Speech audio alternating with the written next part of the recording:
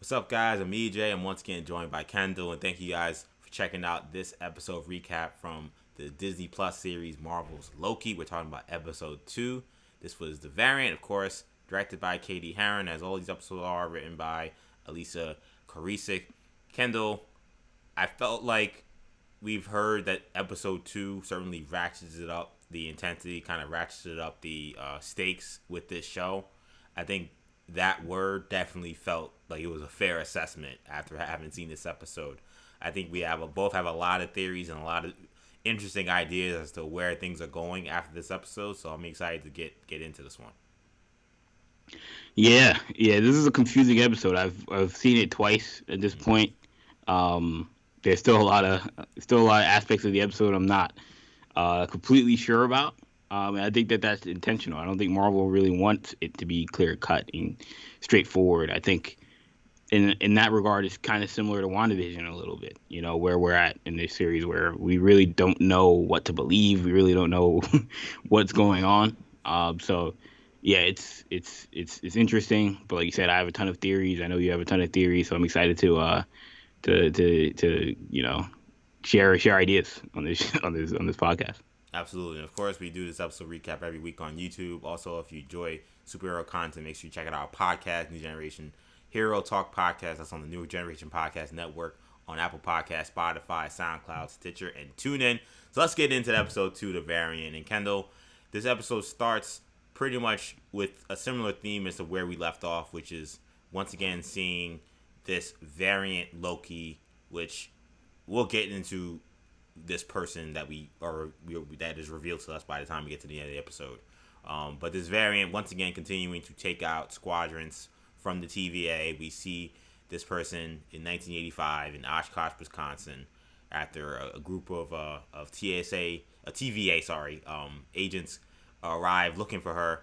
Not only do we see her once again take apart, and I'm saying her because we learned this is a female by the time of the episode. Not only do we see them take apart the TVA, but we also see kind of new powers in regards to, or at least new motives in regards to intentions. Because as we've seen in the past, this variant, usually they just take everybody out and they steal a charge and then it's over. But here we had to saw them take a hostage and take a TVA agent with them.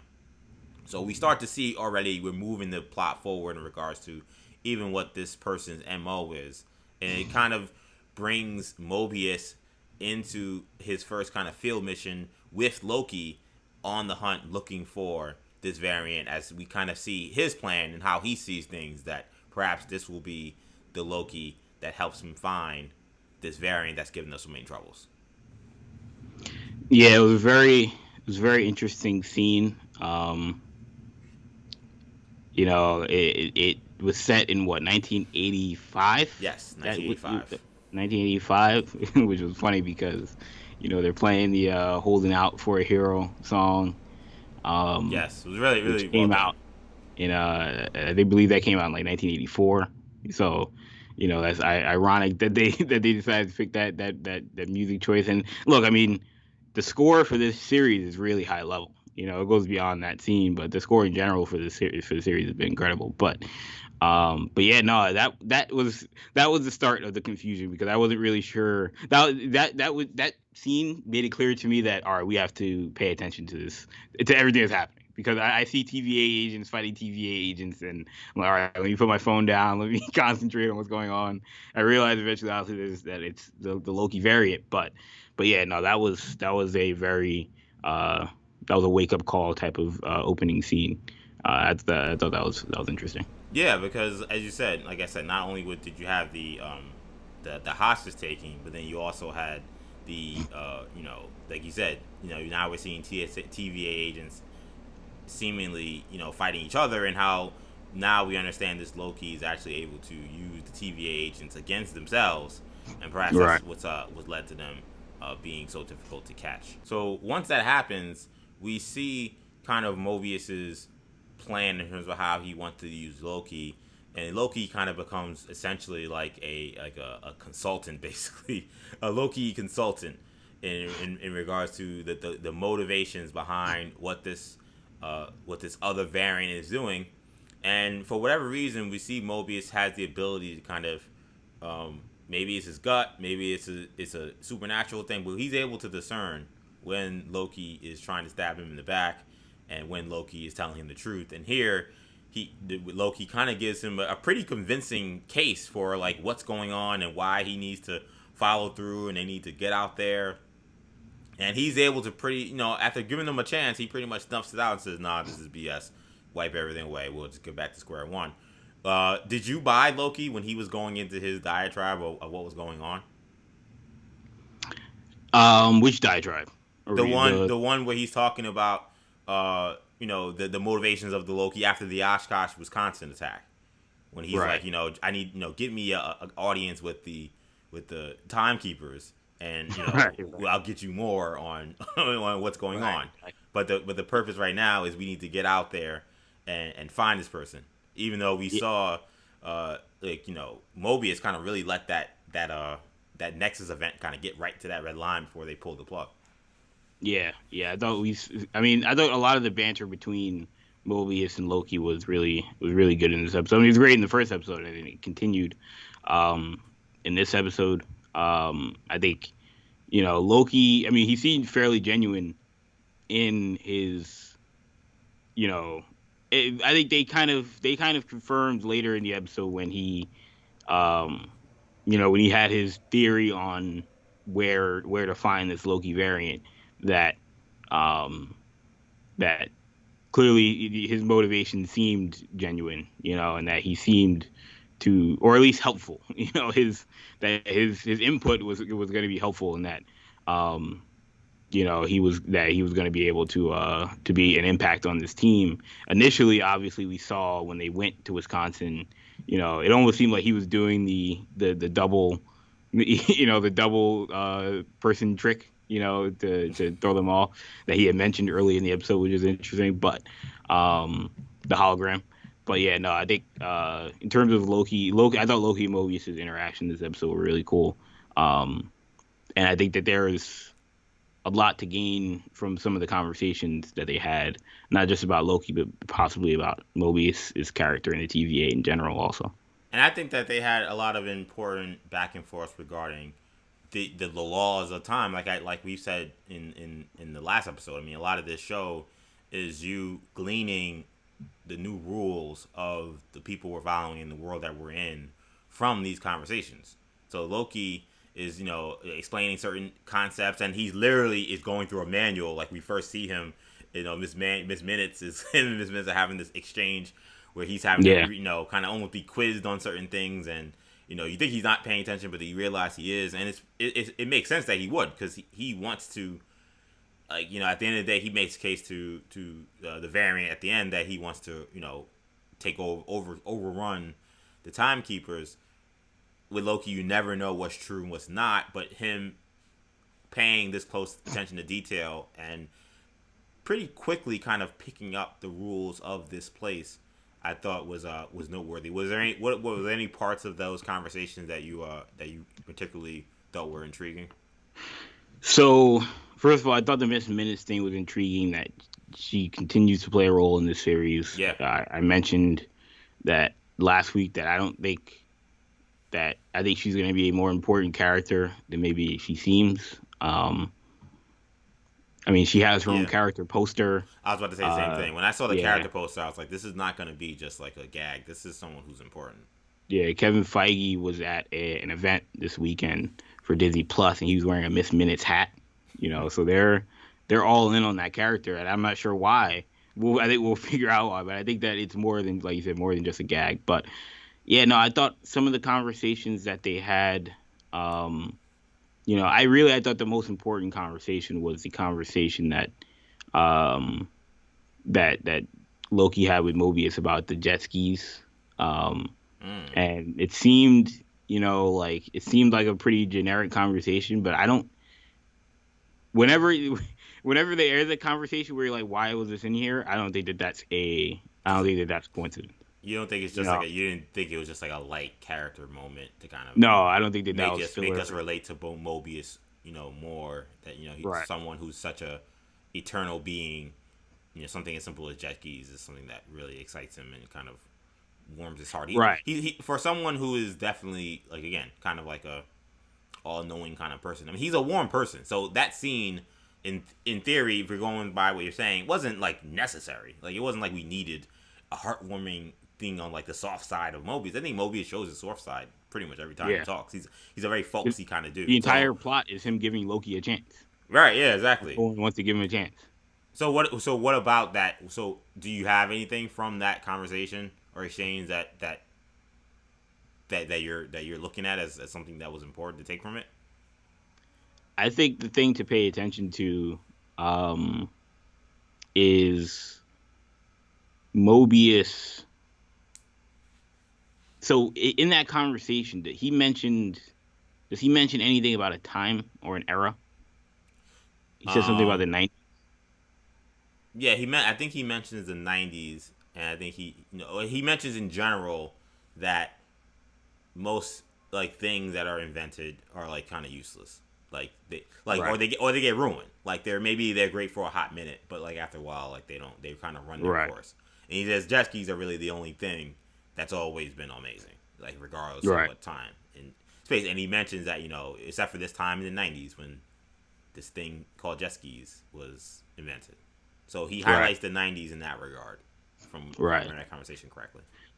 I I wonder if he might be he might be a person from that time period, and that's why, Mm. for whatever reason, he has an infatuation with jet skis because of where he was. Like I wonder if Mobius, is being mind controlled on some level, and that a lot of these TVA people maybe being mind Because controlled. that is like the aspect of the TVA that are interesting to me because in many ways they conduct themselves like normal humans, like for people who like are supposed to be able to do anything and they know it all. Like they like when he's in the office with Miss with Renslayer, like she gives him like coffee or whatever she gives him, some kind of drink, and It's like very it's not like yeah. oh here's some like what was the show we just did where they were like here's antimatter or whatever like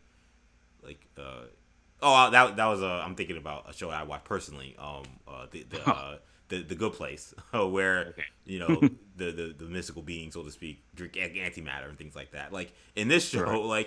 like it doesn't like we don't see that. Like they seem to just do No. normal stuff. I guess they can wield Infinity Stones and stuff, but otherwise everything else about their world is interesting. So to me, like it's an interesting theory that you wonder if like someone like Mobius is an actual person who's just now maybe has this power to do whatever because they don't do anything outside of like not being afraid of tesseracts and things like that. They don't do anything outside of Supernatural. the Yeah, supernatural. beyond like the time travel.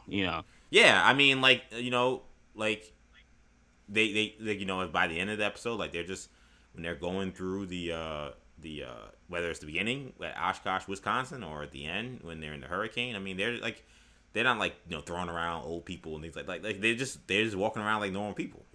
So like Yeah. so there's still something to be there's still a lot of explaining to do in And the regards to show like has what is their power.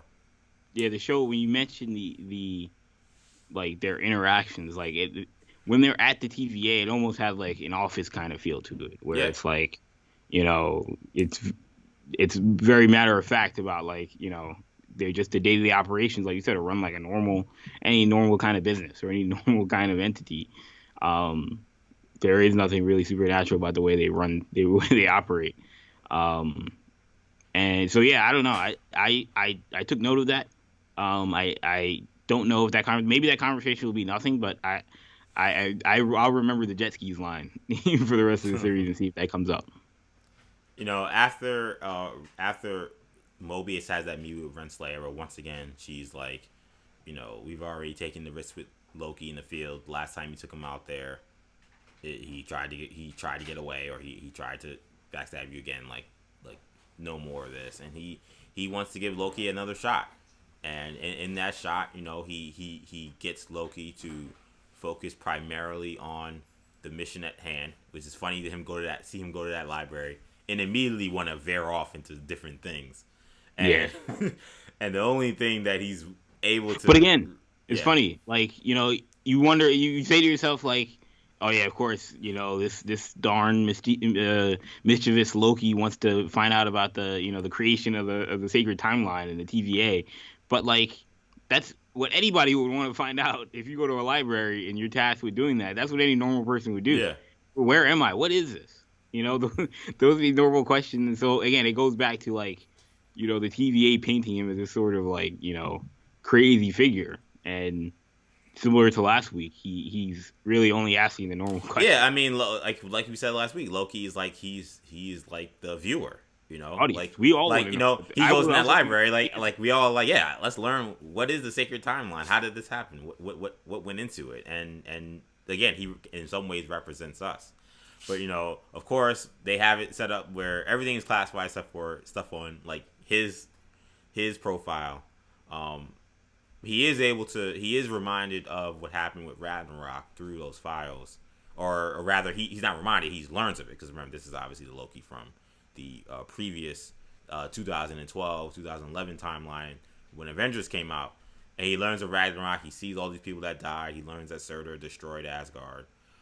But in that, he comes up with the theory that the best way to hide if you were a variant would be to hide in apocalyptic type natural cause events, because based on his studying of the sacred timeline, and again, Loki is a smart guy and a quick study. He says, in theory, these things are such big, massive events that anything you do really won't matter, because most massive there's a mass casualty event, so there won't be much of a nexus issue if you go to events right before the catastrophe happens. And it's a crazy enough theory that Mobius is willing to go with it. I thought that obviously the funniest scene I thought of this episode was them going to some random place where like a volcano is about to Yeah, in Italy, explode yeah. in Italy, and he's like, you're all about to die, and Mobius, being very cautious. I think there was something noteworthy to me that Mobius, was very wary of doing this and very cautious. It to me did speak to just how tenuous the situations are, at least in his head. But Loki ended up being right, but as we saw, Yeah, I mean, he didn't want to do anything. He just wanted to just be very minuscule. Because I guess apparently, from what his understanding of the situation is, them going to these type of places and doing anything that is worthwhile could be a big issue.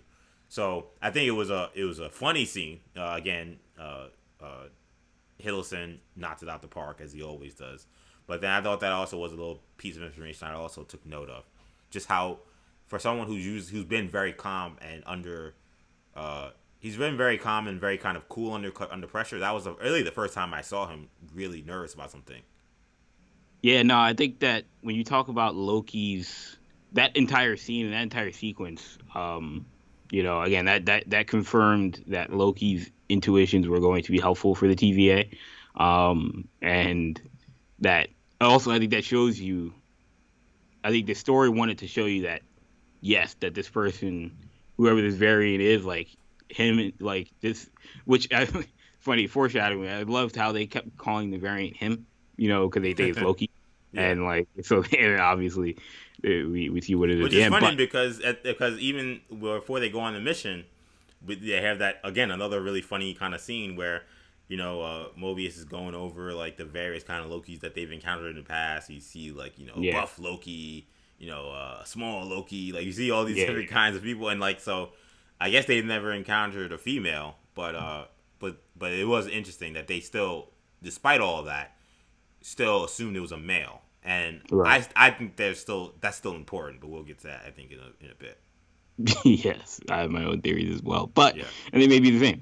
But yeah, ultimately, I thought that was interesting because it showed us that the Loki variant that they were going after, and the superior Loki, as he likes to call himself, that they are, that they think the same way, and that's what Mobius was trying to get at when he was trying to, while he, defending the idea of using Loki. Hey, we need to know how this guy thinks. This guy would know how a Loki thinks better than anybody. So, um, that to me was what value we were supposed to get out of those scenes. Yeah, and eventually they decide and they decide that this is a true theory because as Loki does all that stuff, nothing changes, and Yeah. they then have to then start cross referencing, you know, where this variant would have gone uh, to do this. And again, I thought this show has a lot of different elements to it that you can enjoy because there is the obvious humor behind it, but I think that there was some detective parts of this that were enjoyable too. Some of it we just don't know enough about the world to kind of be in on the mystery of like where could they have possibly gone. Because there's no way we would know. Oh, a candy that was made in 2050 was.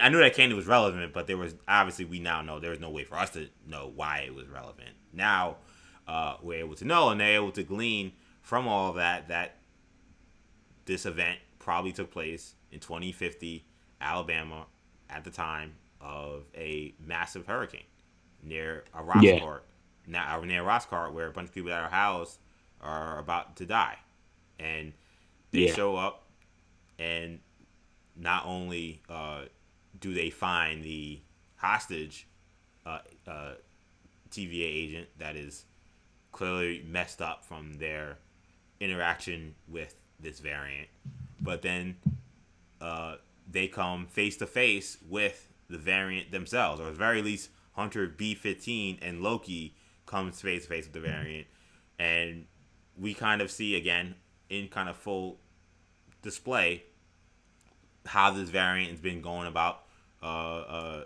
doing this work, and a lot of it's been this possession, this taking over people and using them as a projection of themselves while also still being themselves and being able to do different things. We saw again all the work that they had did. I know I keep giving the genre, but all the work she had did to put all those charges in place, and eventually what that would be made up for. Once we kind of come face to face with this variant, and we see that is indeed a female blonde Loki. There's a lot of questions I have. I'm just gonna be honest. The wheels start turning in your head. The wheels turn a lot. And it's crazy that in this episode I thought that who the variant would be was gonna be the biggest thing I would have to like really break down. And then obviously the actions at the end of the episode ended up being even bigger than who this person was to begin with, which is tells you again this was a pretty significant episode. But so a couple of things. One, it's a blonde, and that's relevant because if we're talking about a lady Loki, that's never been a blonde. Now it doesn't mean it can't be now, but that was very different. And as we saw before, the Lokis that we've seen, or at least they've encountered in the past, have looked a lot more like Tom Hiddleston than this this lady Loki looked. Yes. So immediately, there's a lot of questions there. Those questions kind of get expanded when you combine, okay, the power that you see this person doing, this ability to possess people and make them do her work as she pleases, combined then also with, and now we're getting kind of in a weird area, but the post credits or the credits of this episode rolls, and this character is named Sylvie. In the comic books, Sylvie is a version of Enchantress, which then begs the question, are we actually dealing with a Lady Loki, or is this Enchantress? Now, there were obviously some nods to the Lady Loki character from the comic books. The horn set that she was wearing in terms of the crown was a full horn, half horn cut off, which is the typical Lady Loki headpiece that we see. It wasn't the traditional Enchantress piece. But when you consider some of this stuff and her appearance, I just... And then, to me, the obvious tell of them naming this character Sylvie, the question becomes to me, is this an Easter egg and a nod to, a very important character when it comes to the Thor and Asgard lore? Or is this a misdirect, and is this an Enchantress working for the variant Loki that they've been looking for this whole time? That's kind of where I'm leaning in terms of that being Exhibit B. But I don't know what you're thinking on that. Yeah, I think we're around the same ballpark. I mean, in terms of Lady Loki, I mean, she does mention that, I'm I'm the better. If anything, you're me. Right. She says, which doesn't make any sense if she's not Loki. Now maybe it's Yeah. just maybe she's just playing up the shtick. It's very Right. possible, but um, if she was being completely genuine, then that wouldn't make much sense unless she was a variant of Loki. Of course, the MCU does have no problem has no problem taking liberties with certain characters. So maybe Enchantress in the MCU, a character that a lot of people, if we're talking characters that Marvel has had the rights to this entire time, I would assume they had the rights to her that they haven't used. At she's in the top 5 or 10. She has to be in terms of most known, characters, particularly villains. So the fact that they haven't used her yet, um, and now you're doing a Loki show, and um, one of the characters she's most prominently featured with is Loki. Yeah. That doesn't seem like a coincidence. And then uh, Tom Hiddleston, Loki says in the last scene that he calls her powers enchantment powers. I Yes. don't, that really is one of that was like the buzzword that really, got me, got my ears perked up.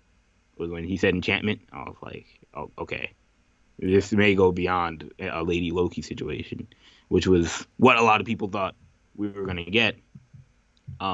And it was Where funny, you're Kendall, going is with? sorry, what I was gonna say is what's funny too is I've also seen people reminding people, and I kind of vaguely remember this story of uh, there were reports that Hiddleston at one point had pitched a Loki Enchantress story potentially for a movie for Marvel that we obviously never got, but that to me clearly, if that was true, shows that there was an interest on Hiddleston's part to explore Loki Enchantress like stories. So again, is a lot to unpack here, I think for sure. But I think that there's something here with this Enchantress ordeal. Yeah, and an actor that we know is going to be in the series that we don't know much about yet is Richard E. Grant, who he was also in he's also in Star Wars in the sequel trilogy, but Richard E. Grant is somebody that much older, obviously. He could be playing an older version of Loki potentially. We don't know who he's playing, or he could be playing someone completely different and completely original. But um, yeah, I mean, I think it could be possible that Richard E. Grant is the actual variant that they were looking for. That is an actual variant of Loki, and that Enchantress is the decoy of some sorts. But yeah, no, this is to me, that one seems like they may have given it away based off the credits, but Which I is don't so know. weird because you just never know with Marvel. I mean, they put things in certain places because they want you to go a certain direction. Yeah, So you yeah. How always many times did we decipher the subtitles and the subtext of WandaVision for none of it to matter? You I know? mean, yeah, to keep it 100, that's true, and I think that's a good place to kind of segue to what I said to me was again somehow the Loki Enchantress thing somehow became the B the B takeaway from this episode because which is again is crazy because it's like how could that have been the B takeaway? But the major takeaway from this episode was what this Lady Loki Sax Enchantress accomplishes, which is when she's able to send those charges through various ports in time and create these nexus level events all simultaneously. Is able to create multiple branches from the sacred timeline as they all we see as the TVA offices kind of go into a complete panic. We all see them rising past that red line threshold that would create chaos and create a multiverse. To me, I mean, this is where we're at now. I mean, we the it was I thought they did a great job kind of displaying that through the screen in the TVA offices, and we see the areas where these events are happening. We see Ego, the planet. We see New York City in 1947. We see Xandar, which I think is gonna bring a lot of people's, raise a lot of people's eyebrows and attention. Asgard has a spot in there. Sakaar has a spot in Vormir. there. Vormir, I did. That was the one I meant. Sorry, not Xandar. Vormir is definitely going to be a major one that people are going to be focused on, given that I was we. wondering, I was like Xandar. I was like, a lot of people are talking Yeah, about yeah. Nova. Yeah, yeah. I mean, Xandar is important to be good, Yeah, I think they were but on the list yes, as well. But yeah, but no. Vormir is probably the number one that definitely people were like, whoa, okay, that's important, and so that was a major event, obviously. What is where do you stand right now in regards to our direction moving forward with this thing happening in this episode? well, I mean, look, we obviously we're in this weird time in Marvel where again we know that we're getting some sort of multiverse thing. Yeah, Whether it's Spider-Man, whether it's Doctor Strange in the Multiverse of Madness, whether it's the Fantastic Four and the X-Men, we don't know how the multiverse is going to be included, or we don't know in what capacity, and how deep they're going to go. They're going to go into it, but look, it feels weird to introduce all of this in Loki. Like it does feel weird, but I mean, at the same time, everything is supposed to be appointment television, to some extent. And I believe Michael Waldron said in an interview coming into this, they asked him whether or not whether or not this is going to lead into multiverse of madness in any way, and he kind of said, yeah, I mean, look, you're supposed to watch everything before you see everything, essentially, not he didn't want to obviously he can't answer the question, but he's essentially saying that if you don't see it, there's certain things you're not going to understand in certain projects, yeah, which is a non-answer when he very easily could have said, no, Loki has nothing to do with Doctor Strange, completely different story, and he didn't say that. So again, take that however you want to take that, but I mean that's where we're at. Again, so we're in a very weird time in the Marvel universe, and this is dealing with a potential multiverse outcome. yeah, it's funny too how like we know a multiverse is happening, and yet there's still this stunned reaction to like multiverse level things. But I think that a lot of that comes from the false starts we got from WandaVision. I think that a lot of people Yes. was like, here it comes, and we didn't get that, and it's like, so I think that the Loki, Really, the false start we got from Spider-Man Far From Home with uh, Mysterio talking about, yeah, I'm from the right? multiverse. That's a good point. Yes, it started with Mysterio. That's an excellent point. Which brings me to theory time, and I think of all, I mean, I don't know what the other 4 episodes would be like. I think definitely of maybe more so than the other recaps we've done. I think the rest of this episode will be basically just us going on theories. I mean, there's the other stuff that happened throughout the episode, and maybe we'll touch on some of the things. But this now, the focus shifted beyond just this episode. We see that Loki follows this Lady Loki's enchantress through that portal. Mobius tries to get him not to, but he does. So now him and Lady Loki are off. We've seen those trailer shots where it looks like they're in Vormir. Maybe that's where this next episode will be. Who knows?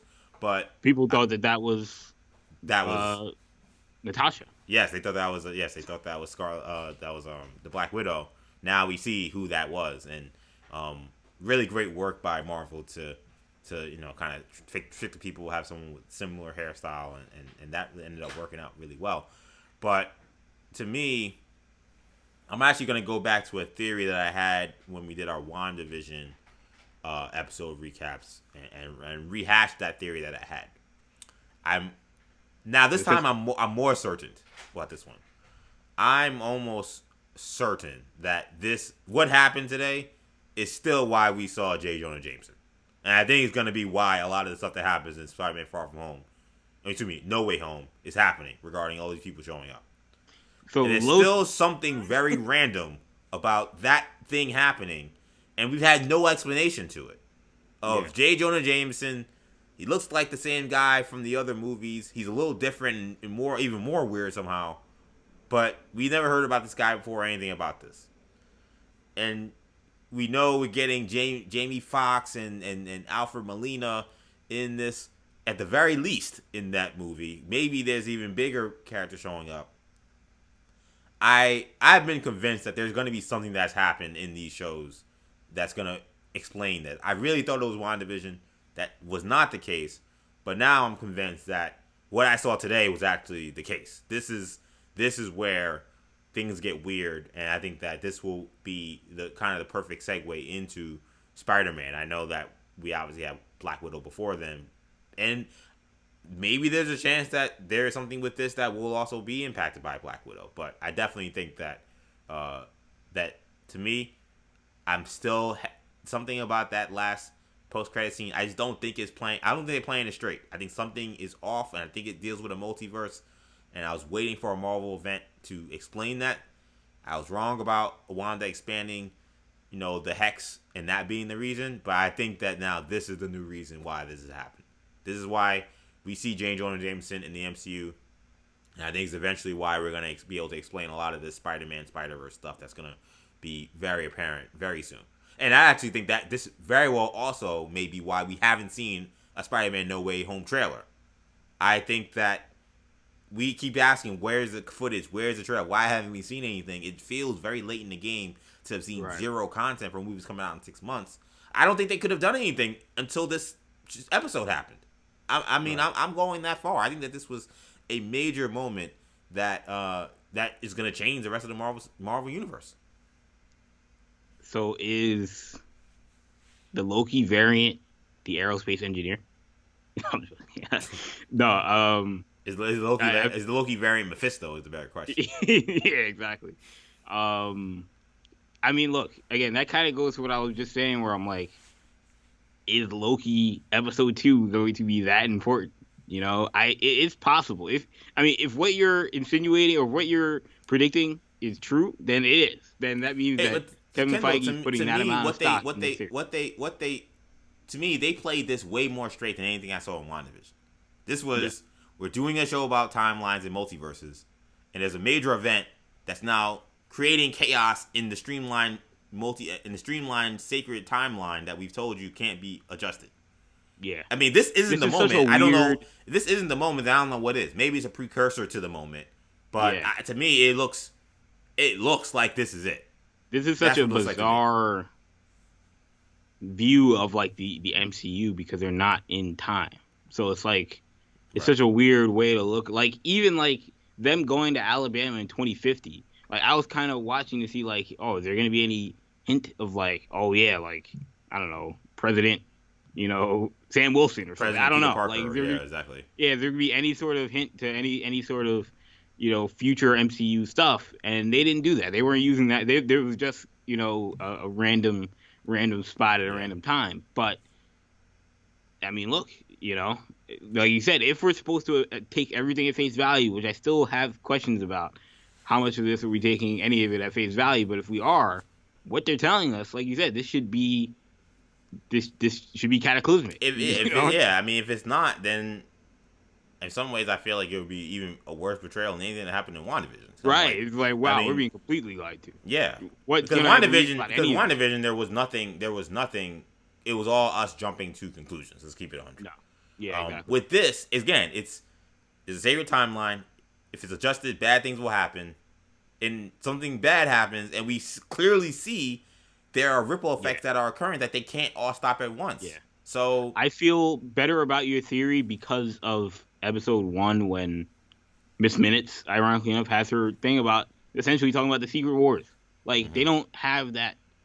They don't have that sequence unless they're taking Loki very seriously. If Loki was just, this is just a passion project where we just want to give Tom Hiddleston his flowers and let him do his little, Disney Plus miniseries, then they wouldn't have had that. They would have snuck in a Secret Wars foreshadowing in this series, and that could also mean that it is the impetus for the Multiverse of Madness and for Spider-Man No Way Home and some of these other future projects. It's funny, another thing that you left out that we're still kind of wondering is what is the actual story and what is the actual impetus for the Eternals coming out? Because the Eternals, they keep saying, all right, now we got to come out of the shadows, essentially. Like, why? Is it because of this? I mean, we don't know. That Marvel hasn't said why. I mean, it's a good point because they've made it clear that they've put over the idea that if this sacred timeline is effed in any way, this is a bad thing that has to be addressed like immediately. So and these are people who are like, again, eternal, no pun intended, eternal beings. Like not a lot scares them, as we saw. Like Thanos snapping half the universe didn't phase them. That was supposed to happen. So if you're gonna put over the idea that this is the kind of thing that is super important, then it's not that crazy a leap to think that, based on what they've told us, that yes, the Eternals would need to step in because this is a very bad thing that's happening. I mean, I think about, so look, I'll go even deeper in that I know you have your guarantee about this playing some sort of role in the future of the MCU. I'm 100% certain, almost 100% certain that Kang the Conqueror is playing a role in this. That I'm very confident. That I'm almost 100%. I agree with you on that. Yeah, that seems pretty straightforward. But I think that Kang the Conqueror, because they continue to keep showing the middle timekeeper, they keep focusing on him. You know, throughout this episode, they did even more than they did in the first episode. Yeah, when they have that meeting in Renslayer's office, front and center. They're front and center. You know, and they pan in on it. Like, I don't think that any of that is a coincidence. And I wonder if, we know Kang is supposed to be a major character in Ant-Man Quantumania. I mentioned the whole thing about, you know, is the city or is the TVA city in the quantum realm? Yeah. Is that a possibility? But I think about like how they recasted Cassie Lang, you know, and you know, it felt like, all right, how are we just supposed to assume that, you know, she looks completely different now, and now she has blonde hair and is a completely different person? Maybe that's an effect of the timeline. Maybe that'll be part of the story. Like, why do you look different? Or maybe Scott Lang remembers like a time where, or maybe Kang is telling him of a time. Like, I don't know. Maybe they don't want to. Maybe they won't want to acknowledge the fact that they recasted the character. But like, I'm wondering about how that story will play out. And again, it could all lead back to this episode. I also found it very weird how Mobius said he's never met the Timekeepers. He doesn't know much about them. Like Renslayer, who mentioned last week in the comics, is the wife of King the Conqueror. Kind of is the middleman, or is the messenger of the Timekeepers.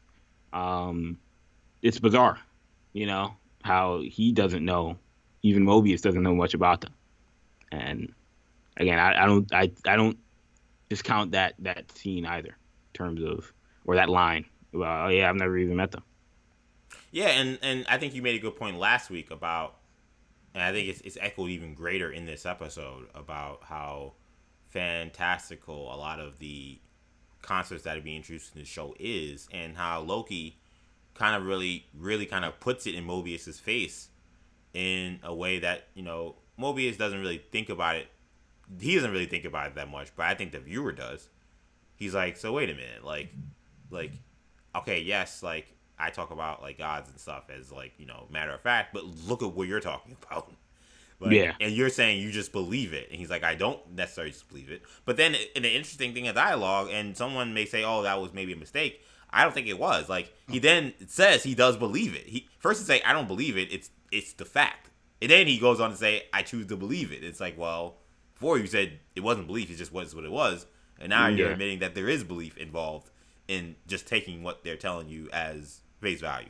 So again, when you mention what's Morbius's deal, I think that is a scene that definitely, and that's the same scene where you have the whole jet ski exchange.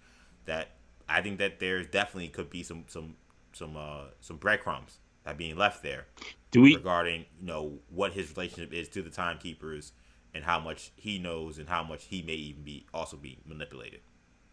Do we think that there are going to be any cameos in this series from other characters that we've seen in the MCU that we don't know about? Because when you that we don't know about, what do you mean by that? Like that they have. I mean, like not like Rhodey in Falcon and Winter Yeah, Soldier. like that they told us about. That was kind of clear. But like, more so I like yeah. whatchamacallit showing up, Julia I think Louis Dreyfus, Yeah, I mean, I think so. I think that the purpose. I think my theory is I think that all these shows are gonna have somebody. I think Right. the WandaVision thing ended up being like an aberration because they're Right. supposed to have Doctor Strange, which would have been Right. massive, and that didn't happen. So I think to me, Is Kang that person? Like, I mean, it might be Kang, but is there somebody that we know already? Is there somebody that we've seen already that we'll see? it's possible. It's possible. Yeah. Again, I think that we're gonna see at least one. I think we're gonna see at least one person familiar to the MCU in this show, in all these shows, and those are gonna be big moments in each show. It's kind of like what we all hoped Agents of Shield would be, that it never really was. We did get It was only for a season, we yeah. got Sam Jackson maybe twice, maybe. Yeah, twice. First Yeah, episode and like then in season like second. 4 or 3 or something Yeah. like that. A random Well, no, episode. finale of the first season. Right, but then he shows up again, doesn't he? Also, Well, he showed up in the first first episode. episode, right? In the finale of the first episode. The finale of the Finale first of the season. season, Got right? the shades. We don't really, if you see him Winter Soldier at that point, he's kind of in hiding, and he shows up Right. and saves them. Spoiler alert. Oh, I don't know if anybody cares about Agents of Shield, Yeah. but Just the timeline's about to be wiped away. we didn't so mention it. matter. Yeah, exactly. We didn't mention it last week, but do you think that Peggy Carter was in the show? I mean, it's been a Yeah, that's topic good. of conversation. Yeah, that was a good thing, and we missed that. So apologies to the audience. So much to talk about in Yes. last week's episode. Um, It's funny because there was a I moment don't last think that week. was I don't think that was Peggy Carter. It looks suspiciously like Peggy Carter. It does. It does. I The think hair, that, the outfit. yeah, I think it's a nice red herring. But my instinct tells me no. I think it's a red herring because I think at a certain point, like with this show, like with all these Marvel shows, like some of these things as we see just aren't what they appear to be. You know what I'm saying? Yeah, So I yeah. can't say they're batting for 1,000 with every theory being right. I think that Yeah. they know certain things look a certain way and they take some shots with some things, and some things they just want to play with you. Yeah. I feel like something like Peggy Carter to me is too. She's too like iconic to like just. Right. She's in Too the important. background of like a random scene in Loki. I don't. I'm not just downplaying Loki. I think Loki just changed the whole universe. But I just don't think that that's where you're gonna see that because I don't Do you think think that it because I don't was think it's gonna be followed up in any way. Do you Do I think that it was intentional? intentional? Because that's the question. Because like Loki in that scene is just kind of floating around. He teleports, and then he sees them do. He sees them running with a Peggy Carter, through the building, and it's like they didn't have to. They didn't, and he sees No, that. and I it goes think they back to do. doing I his think thing. I think they did it on purpose, but I don't know. I guess the answer is the question is, does this mean anything? Was that Right. actually Peggy? I don't think they're following through with anything beyond just giving a nod and a wink to the crowd. you Right. know? Yeah, it's especially she's such an interesting character to do that with potentially because we know there's a lot of time stuff with Captain America and him going back in time, and she also has her own show, but then she's also the director of Shield. So there's a lot of different almost versions of Peggy Carter that we've seen. Right. So it's like, I won't rule out that doesn't get brought up at a later date I think about when Kevin Feige, at Comic-Con was talking about Shang-Chi and he talked about the 10 rings, and how they've set, they've planted seeds for the 10 rings for a long time. And then that it was all leading up to this. I don't know completely if it was all leading up to this, but I do wonder if we'll get that in a couple years, like, another Agent Carter show, and it's like this is what we dropped this year, in Loki. Yeah, yeah. I mean, I think of all, I think, I mean, the Agent Carter character has a really rabid fan base. I mean, they are out here still, asking for more Agent Carter content to make the show canon. Like that's still a movement, just like this stuff is with Agents of Shield. When you're talking about Agents of Shield and ensemble cast, it's a lot harder in terms of like just weaving it into whatever you want to do with the movies. Peggy Carter, someone who is in the movies. I mean, she's in the first Captain America. Yeah. She's in Endgame. Like so, she's part of the fabric of the movies. That's a Yeah. little bit easier. So I don't. I'm not gonna say it's impossible. I lean Uh, towards that. That's not gonna happen. Another theory. This is more out of the. This is more, out of left field. Kind of unlikely, but and I haven't heard mentioned yet. But I wonder a little bit with the Peggy Carter thing, but just in Hmm. general, I think about this show, and I wonder if it ties into the show What If in any way, I've thought about that too. because Yeah. we know that What If, while it's animated, it's still technically a part of the MCU on some level, Hmm. and that they're gonna have the Watchers as a character. Yeah. Uh, Jeffrey Wright is voicing a Watcher in the Yeah. show, um, and that on some level it's not canon, like it's not like it's gonna affect future movies, but that it's MCU, it's part of the MCU story. On what level and why? Like, why is any of this happening? And I wonder if I it mean, to maybe me, connects to I mean, we will we have talk seen. about what if, and we want to stay on the Agent Carter thing. I mean, 1947 New York City It's very specific. doesn't. I mean, we know the first episode of What If is Captain Britain. Yes. I mean, in the timeline that we know of, the secret super soldier serum experiment happens in New York City, probably around that time or close to it. Yeah, a little bit before that, I would Maybe think. a little bit before. 44, I think, was World War II. When did World War II end? 47. That's the question. I think it Yeah. might have ended around 44, 45. Okay. I could be wrong about that, but it might maybe have ended at 47 and 47. I know there are people who are probably like, you guys don't They're know like, oh man, history. Not yeah, history buffs here. I do like history, but I get my instinct tells me that it ended probably on like 46. Maybe that year will be off. As Kendall checks his phone, but yeah, to me, I do think that there's a chance that some of these events that happen will be a result of maybe they find a way to clean up some of these timelines, but this may be it ended the in 45. 45. Okay, But maybe 47 is a little bit after.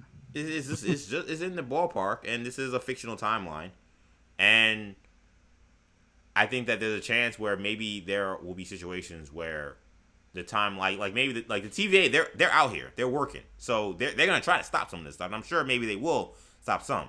Maybe What If is like is the Beyonder being, or the Watcher being like, okay, the TVA got to this one, but like here's what would have happened if like that timeline just went off on its own thing, Right, and right. it's whatever that situation is What If. So I no I very much agree that I think there's a great chance that this show does tie in to What If. Um, I mean, what other theories are there in terms of the ramifications? But I mean, I think they're massive. I just mentioned the Spider-Man thing, but I wonder about something as simple as the Skrulls being cute and cuddly, and us not us wondering why would Secret Invasion happen, given how the Skrulls have been presented to us. Well, Yeah, I mean, what if a time charge was sent somewhere that put the Skrulls on a different path, and now they're a much more aggressive Skrull situation. yeah, I think about Miss Marvel, and we're talking about Inhumans. How are Inhumans happening? What's going on with that? yeah, Maybe Miss Marvel gets created because of this event, like just yeah. the Inhumans themselves. Yeah, And the Fantastic Four, X-Men. I would say those two to me are like that's low hanging fruit. I mean, the obvious stuff with the X-Men and Fantastic Four are there. It's Yeah, Deadpool. it's Deadpool. All that stuff is it's there. It's possible. I don't want this show to be tinfoil hat guy like WandaVision got to be. So I don't want to go crazy. But to me, the stuff about like the end, to me, Inhuman stuff with Miss Marvel, and maybe possibly a change to the Skrulls because of this. That stuff seems like easy based on this event. That's how big I think it was. But then the other stuff is certainly it could be in the ballpark. Yeah, this is again. All of this is contingent on what kind of energy they're willing to put into Loki. What kind of stakes are they willing to put into Loki? Um, and it's so funny because coming into this series, I asked the question, what what is even the deal with Loki? Like, why are we doing Loki? Why are we supposed to watch? What are we supposed Hmm. to get out of it beyond liking Tom Hiddleston? And the ramifications for Loki could be massive and could be much bigger than even Falcon and Winter Soldier and WandaVision's were. So Yeah. yeah, I mean, again, you're right that it's almost it's a slippery slope because the stakes that they've created are so massive potentially that it could almost become uncontrollable in terms of the amount of changes you can make, the amount of things that, like, how are we supposed to keep track at that point if everything is supposed to be completely different? I mean, you think about, Morbius, Tyrese Gibson saying, "Oh no, without a doubt, it's in the MCU." I know. We're in the Avengers world. Um, which Sony is denying, but Yeah. he seemed pretty matter of fact about it, and we know that Michael Keaton is supposed to be in the movie. That doesn't make any sense. If as far as we know, unless it's in the MCU or unless something changed drastically about the Right. MCU Which, yeah, what could have, in and between. again, we've been asking what would change, what could precipitate any of this stuff that doesn't make sense to happening. A lot of this stuff Yeah, right now has been centered around Spider-Man stuff because yeah, that's where, because Sony's just shown us more and told us more than I think Marvel has. But I mean, to me again, I think this was the first step. Do This we was do the clear first step in that direction. do we think that Marvel was dropping and planning when they had WandaVision, for example, when they Hmm. had Mysterio, for example, were they planting the seeds to get ready for what was going to happen in Loki potentially, and then what was ultimately going to happen in Doctor Strange? I think so. I Like, mean, I think that they know. I think multiverse has been what they want for a long time. Um, I think that that this is where they've been heading, and I think this has just been a slow burn towards this, allowing having the Avengers and Endgame situation and Thanos around. It almost really worked as a good distraction, but I think there have been things happening even before then, or at least at the very least right after then, that lets you know where things are headed. I also, by the way, people have mentioned the scene in the post credit of WandaVision. So I guess spoiler if you didn't watch WandaVision, but man, I mean, I would hope you would have watched WandaVision if you're watching Loki. But where Wanda hears Billy, in when she's going through the yes, Darkhold, at that time, people is at the same assuming, time. yeah, people were just assuming, oh, it's Wanda, her powers are so powerful that she's able to. I mean, what if somehow Billy is around, or she's able to see through a different timeline, and find Billy Yeah, and Tommy? It's again that moment, the moment from Far From Home with J. Jonah Jameson. I think that these are clear moments created very, very likely by what happened in episode 2, which is just astonishing that Loki episode 2 would have those ramifications. I told you I couldn't, I felt like the time episode, and I still think this episode length was really good, but man, I need to see that episode 3. Unlike last week, I was like, yeah, I'm cool for wait for a week and see what's going on. This one, no, I need episode 3 like yesterday. I need to know what's going on. This was a great ride. I think this is a great part of the show to give our grades for Loki. So, what are you gonna give Loki episode 2, the variant, out of 10? I'll go 8 out of 10. I thought that this was a better episode than last week. It didn't give us I mean, look, it gave us the moment at the end that we were able to tinfoil hat about, but Yeah, uh, you know, it was less surprising given what we got in episode one with all the multiverse stuff that we didn't necessarily expect. But even beyond that, I think it was actually even better in terms of a little bit more action. I thought the interaction between Mobius and Loki were really good, and like you said, I mean the end was incredible, and the cliffhanger really leads you into wanting more for next week. So yeah, I thought this was a slight improvement over next week, and I think this show still has uh, a lot of room to grow. yeah. I'll go a step above. I'll go 8.5. I think that this was a great episode. I thought I love the dialogue in the show. I told a friend like the way they tell us information about this world feels like a Jonathan Hickman comic book.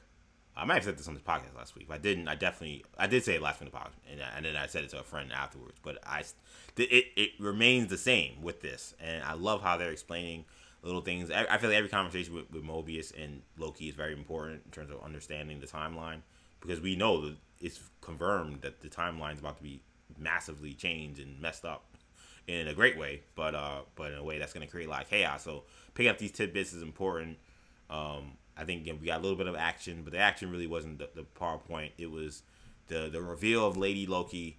Lady Loki not being that surprising, but this Enchantress angle to it certainly is surprising and adds a level of a different layer to this eventual reveal, and just adds to the mystery. And then also the obviously the end where we had with the timelines and all those branching off from the sacred timelines, and the TVA now having to play basically a game of whack-a-mole of trying to stop all of these branches from occurring. And we know they're not. I don't think they're going to be able to do it, which is going to create the multiverse, the multiverse of madness, probably, which is what we have Doctor Strange. It's the title of the movie, and all this stuff really starting to come together. Gotta love what's happening over there at Marvel. Cannot wait for episode 3. Hope you guys be with us next week when we talk about it. Thank you guys so much for checking out this episode recap, episode 2, Loki, the variant. Of course, you can catch all of our shows on the New Generation Podcast Network. If you like this podcast, or this, it's kind of a podcast, but if you like this video, we do Hero Talk Podcast, like I said at the top of the show. Make sure you check that out, New Generation Media. And of course, if you like this video, make sure you give us a like, and make sure if you enjoyed our content to subscribe to the channel, New Generation Media. We'll be back every week talking about Loki. So once again, thank you guys for checking us out. For Kendall, I'm EJ. Take it easy, guys. Peace.